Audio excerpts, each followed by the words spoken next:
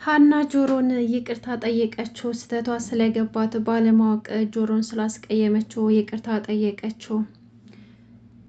ኤርሚያስም ሁለተኛ ከሀና ዙሪያ እንዳላይ ብሎ ማስጠንቀቂያ ሰጠው። ጆሮ ግን ባልሰራው በማያውቀው ነገር ከየሁሉም መጥፎ ስም ወጥቶለት እንደገና ሌባ ነው ተብሎ ብዙ ነገር እየተናገሩት ይገኛል። ነገር ግን የዋሰው መጨረሻው ያምራልና ሁሎችም በሱ ላይ ስህተት እንደሰሩ ስለገባቸው ጆሮን ይቅርታ ጠይቀውታል። በዚህ ደግሞ በጣም ነው ደስ ያለው። የሀና አባት ለጆሮ ይቅርታ ሲያደርጉለት በጣም ደስ ብሎት ነበረ። ልክ እንደ ሕፃን ልጅ እየቦረቀ ነበረ። ሚናሴ እንግዲህ ፍቅርን ትምህርት ቤት አስገብቶ ሊያስተምራት ወስኖ ከእህቱ ሰላም ጋር ተነጋገረና ገንዘብ እየረዷት እንድትማር ለማድረግ ወስኗል። እሷ ግን ይሄን ነገር ልትቀበል አልቻለችም ነበር። ሰላም ሰላም፣ ውድና የተከበራችሁ የቻናል ቤተሰቦች እንዴት ናችሁ? ደህና ናችሁ ወይ? ከኔ ጋር ሁሉም ሰላም ነው። ለዚህ ቻናል አዲስ ከሆናችሁ ሰብስክራይብ በማድረግ ቤተሰቡ ነው። እንዲሁም ደግሞ ነባር ቤተሰቦች እንኳን ደህና መጣችሁ። ዛሬ እንግዲህ ይዤላችሁ የመጣሁት ኖላዊ ክፍል 30 ተለቆ ነበር። በዚህ ክፍል እንግዲህ ብዙ ስህተቶች የታረሙበት ጆሮ እንግዲህ ለሀና አባት ማሳከሚያ ብሎ ከእንጀራ አባቱ ጋር ተፋልሞ ሽጉጥ እስከ መማዘዝ ደርሶ እስር ቤትም ከገባ በኋላ ሀና እንዳስወጣችው ሁላችን የምናውቀው ነገር ነው።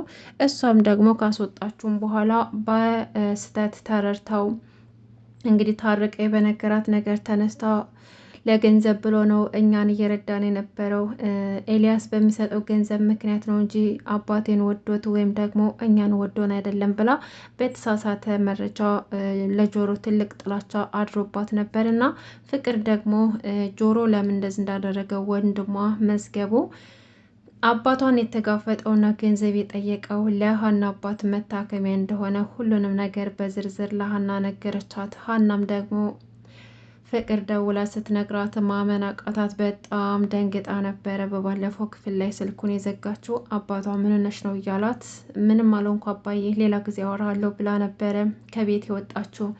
እንግዲህ ሀና ያው ጆሮን የተናገረችው ነገር ሰላም እየሰጣት ምንም ስራ መስራት አልቻለችም። እዛ ስራ ቦታዋ ከነ ወይዘሮ ሜላት ቤት ስራ ከጨረሰች በኋላ ሰላምን ምን እንደምትፈልግ ከጠየቀቻት በኋላ እሷም ደግሞ ምንም አልፈልግም ስራ ጨርሰሽ ከሆነ ነይ ቁጭ በይና ፊልም ብታይ ሀሪፍ ፊልም ነው አብረሽ ቁጭ በይና ካለቻት በኋላ ቆይ ሀንዬ ግን ባለፈው ያወራሽ ነገር እንዴት ሆነልሽ? ትላታለች። እንግዲህ ሰላም ለሀና ምርጥ ጓደኛዋ መሆን ትፈልጋለች። ሀና ደግሞ ድሮውንም ተወዳታለች። ምን ያክል እንደተቀየረች ሰላም ይገርማል። እና እንዴት እንደሆነ ስጠይቃት ሰላምዬ ባለፈው ካወራሽ ነገር ተስተካክሎልኛል፣ ግን አንዱን ሳስተካክል ደግሞ ሌላ ስህተት ሰርቻለሁኝ አለቻት። ምንድን ነው እሱ? ያ ከደስ የመጣ ያልሽው ልጅ እንዴት ሆነልሽ? አለቻት ሰላም። ሀንዬም የእሱ ነገር እንኳን ተስተካክሏል፣ ያለውን ነገር አስረድቸው ሰላም ፈጥረናል። ነገር ግን እሱን አግባባለሁ ብዬ ለእኔ ባለውለታዬን ለአባቴ ብዙ ነገር ያደረገልኝን አስቀይሜዋለሁኝ አለቻት። ሰላምም ደግሞ እንደዛ ከሆነማ በቃ ደዌና ይቅርታ ጠይቄው አለች።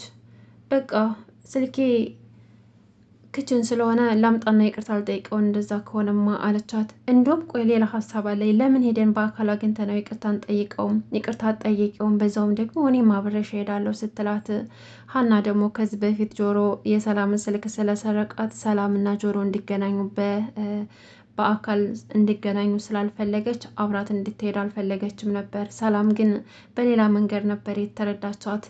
እኔ አብሬሽ እንዲሄድ ያልፈለግሽው ጓደኛ ስላላደረግሽ ነው አይደለ? ቆይ እኔ የኔን የሆነ ሁሉ ነገር አወራሻለሁ፣ አንቺ ግን ድብቅ ነሽ፣ ምንም ነገር ጓደኞች ልታደርግኝ አልፈለግሽም። ግን ደግሞ ካልፈለግሽኝ ግዴታ አይባልም። እንግዲህ ምን ማድረግ ይቻላል? በቃ ደስ እንዳለች ትላታለች። ሀናም ደግሞ አረ ሰላምዬ እንደዛ እኮ አይደለም፣ እኔ እኮ አሁን ብነግረሽ አይገባሽም። ብቻ እሺ እንደዚህ የምትይ ከሆነማ እንሄድና እዛው ትረጃለች ለምን እንድትሄጂ እንዳልፈለግኩ ትላትና ሰላምን ይዛት ጆሮ ላይ ይደውሉለታል። ጆሮ ደግሞ እህቱ ፍቅር ጋር ተገናኝቶ የተፈጠረውን ነገር ደስ ብሎት ሲሄድ ምን ሆና ነው ዛሬ ደግሞ ደስተኛ ሆናል ስትለው፣ ሀና እኮ ይቅርታ አደረገችልኝ፣ እንደውም ይቅርታ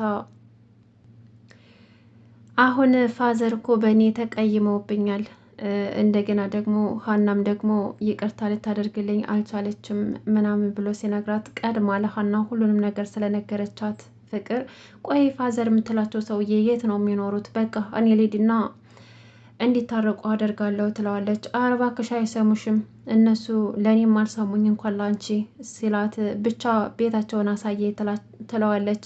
ከዛ ቤቱን ያለበትን ስትነግራቸው እንዴ እዛ ቤት እኮ አንድ ትንሽዬ ቤት ብቻ ነው ያለችው፣ እሱም ደግሞ አንድ የሆኑ ትልቅ ሰውዬ ናቸው የሚኖሩበት ነው ወይስ ደግሞ የቤቱን አከራይ ነው ስትለው አይ እሳቸው ራሳቸው ናቸው። ታውቂዋለሽ እንዲ አንቺ እንዴት ነው የምታውቂው ይህን ቤት ሲላት ከዚህ በፊት እኮ አንተ ታስረህ በነበረ ጊዜ ሀናን ስፈልጋት እየተዋወኳቸው አንድ ምርጥ አባት አሉና እርሳቸውን እኮን ያውቃቸዋለሁ፣ በደንብ አድርጌ ያውቃቸዋለሁ አለችው። ምን ጭራሽ ከፋዘርም ጋር ተገናኝተሻል? አንቺ ቆይ የማትገቢበት ነገር የለሽም እንዴ ቢላትም በቃ አሁን ነገሩን ለእኔ ሁሉንም ነገር ተው እንሂድና እኔ ይቅርታ ጠይቂያቸው ፋዘርን ይቅርታ እንዲያደርጉልህ ጠይቃቸዋለሁ ብትለውም እሱ ግን እየፈራ እሺ ብሎ ተከትሎ ይሄዳል።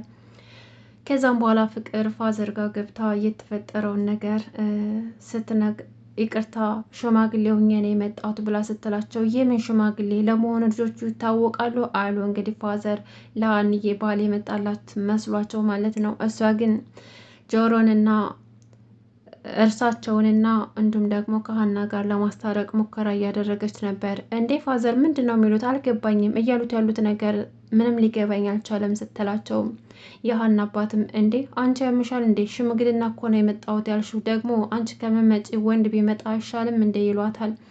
አረ ፋዘር ተረጋጉ፣ እንደዛ አይደለም እኔ እኮ ከመዝገቡ ጋር ላስታረቀውት ነው፣ እንዲያው በእኔ ይሁንቦትና ይቅርታ አድርጉለት መዝገቡን አግባ ትላለች። ከዛም በኋላ ፋዘር ሲያዩት በጣም ደንግጠው ነበር። ደግሞ ከአንቺ ጋር ምን አገናኘው?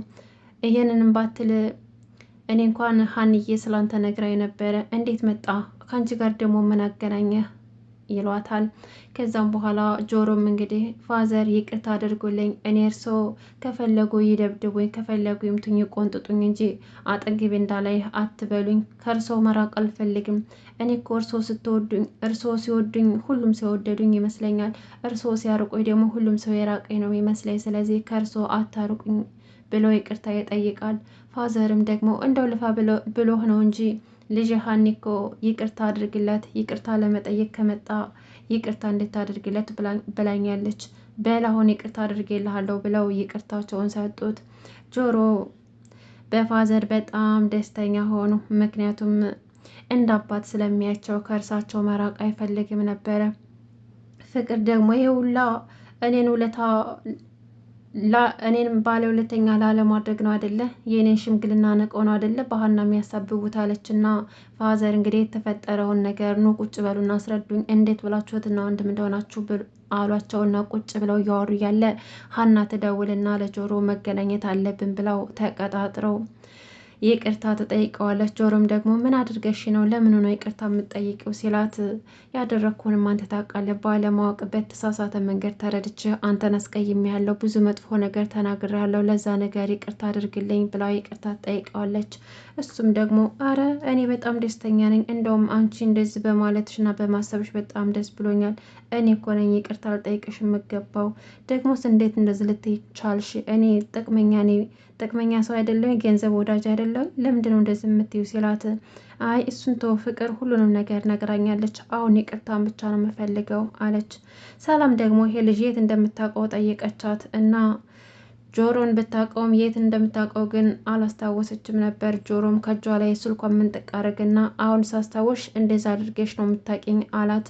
ከዛም በኋላ ሰላምም ደግሞ አስታወሰችውና ግን አላካበደችም። ሰላም ግን ጆሮን የወደደችው ትመስላለች። ምክንያቱም ከሱ ጎን ቁጭ ብላ ከሱ መቀራረብ እየፈለገች ነበረ። ጆሮ ግን ቦታም አልሰጣት። ምክንያቱም ጆሮ ሀናን ስለሚያፈቅር የሰላምና ይቅርታ የሀናና የጆሮ ጉዳይ በዚህ ተፈታ። እንዲሁም ደግሞ የፋዘር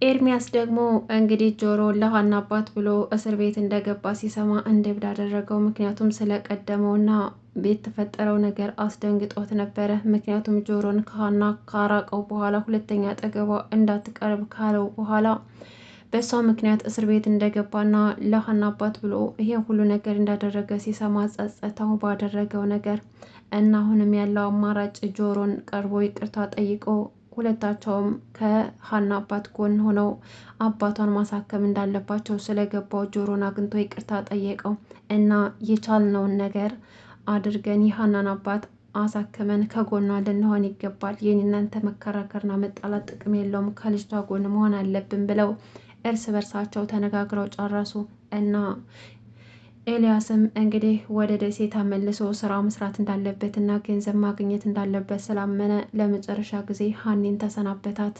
ወደ ደሴ ሄዶ ስራ ሰርቶ ከጎኗ መሆን እንዳለበት ስላመነ ማለት ነው። እሷም ደግሞ እሱ ማስቀረት ባትችልም እንግዲህ ፍላጎት ከሆነና መሄድ ግድ ከሆነ አልከለክልህም፣ በሰላም ግባ ብላ ተቃቅፋ ከኤልያስ ጋር ተለያዩ። ሚናሴ ደግሞ እንግዲህ አንድና አንድ ሀሳቡ ፍቅርን ትምህርት ቤት አስገብቶ ማስተማር ነበር ሀሳቡና ከፍቅር ጋር ተገናኝተው ሀሳቡን ቢያቀርብላትም እሷ ግን ልትቀበለው አልቻለችም። የውልህ ምናሴ አንተን የቀረብኩ ሰው ስለ ራበኝና ወንድሜ እንድትሆን ነው እንጂ እኔ የገንዘብ ችግር ኖሮብኝ አይደለም። የኔ አባት እንኳን እኔን ለማስተማር ለሌላም ይተርፋል። ስለዚህ አባቴ ምንም እንኳን ቁማርተኛና ጨካኝና ገንዘብ ወዳድ ቢሆንም እንኳን ለእኔ ለልጁ ለሌላም ይተርፋል። ሁለተኛ እንደዚህ እንድትለኝ አልፈልግም፣ ካልሆነ ካንተ ርቃለሁ ስትለው ሚናሴም ደግሞ ሳያስበው ይሄ ነገር ስለተፈጠረ ፍቅርን ይቅርታ ጠይቆ እሺ በቃ አሁን ቦታን ቀይር፣ ከዝሙድ መውጣት አለብሽ፣ እኔ እኮ እንደዛ አስቤ አይደለም አንቺን ያገዝኩ መስሎኝ ነው ብሎ ይቅርታ ጠይቋት ካሉበት ካፌ ወጡ። እንግዲህ ውድና የተከበራችሁ የቻናል ቤተሰቦች ኖላዊ ክፍል 30 ይሄን ይመስል ነበር። በቀጣይ ክፍል እስከምንገናኝ ድረስ በያላችሁበት ሰላማችሁ በዝት ተረፍርፍ ይበልልኝ። ለዚህ ቻናል አዲስ ከሆናችሁ ሰብስክራይብ ማድረጋችሁን እንዳትረሱ። አመሰግናለሁ። መልካም ጊዜ ተመኘውላችሁ።